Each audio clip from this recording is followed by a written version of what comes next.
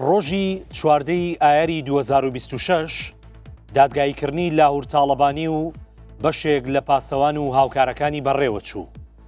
ئەوەی ڕای گشتی و هەموو کوردێکی دڵسۆز و بە شەرەفی تووشی شۆک و نیگەرانی کرد کەیسەکەی کاکە حەمەڕەش بوو کە سەربازەکانی بافڵ تاڵەبانی لە ژێر ئەشکەنجەی توند و نامرۆییدا دان پێدانانیان لێوەرگرت بوو بە شێوەیەک کە ئەو پێشمەرگە داماوەیان لە پیاوەتی خست بوو بە کوردەکەی خۆمان خەساندویانە.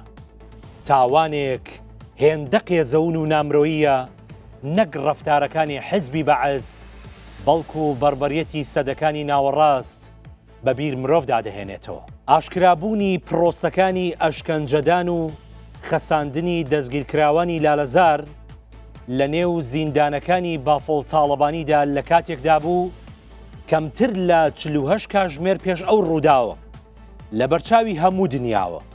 کاقوبات زۆر بە شانازیەوە باسی لەوە دەکرد کە لە ژێر دەسەڵاتی حیزبەکەی جوودبرادا ئازادی هەیە. ئەرێ بەڕاست کاقوبات ئەمە ئازادیەکەتان بوو؟ باشە لە کوێی دنیادا خەساندن و لە پیاوەتی خستنی مرۆڤ لە ژێر ئەشکەنجەدا بوونی ماوە لە قەڵەمڕەوی دەسەڵاتی ئێوەدا نەبێ.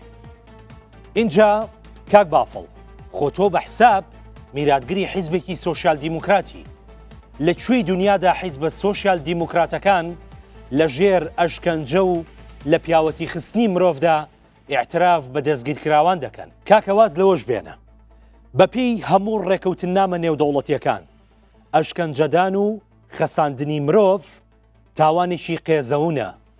چۆن زاتی ئێوەتان کرد ئەمە بە سەربازەکانتان بکەن. کاکەواز لە ڕێکەوتنامەی نێودەوڵەتی و مافی مرۆڤیش بێنە.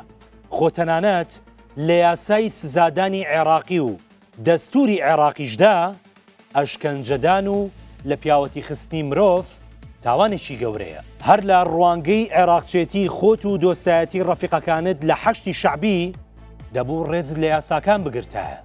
بەڵام تۆ کە حەزی شێتانی دەسەڵات و هەژمونکاری و شتی تریش چاوی سوور کردووی ئامادەی هەموو شتێک بکەیت بۆ سەلماندنی پایی لاوازی خۆت.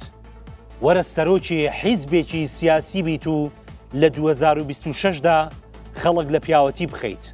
تەنها لەسەرەوەی لەگەڵ تۆ ناکۆکی سیاسی هەیە. بەڵام کاک بافڵ باش ئەوە بزانە سلێمانی و خەڵکی کوردستان هەرگیز ئەم تاوانە قێزەونەی تویان لەبیر ناچێتەوە.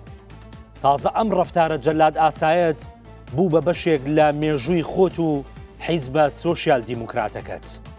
منی تر بەڕاستی هیچم نییە بۆ وتن. ئەشکەنجە و خەساندنی مرۆڤتان باش.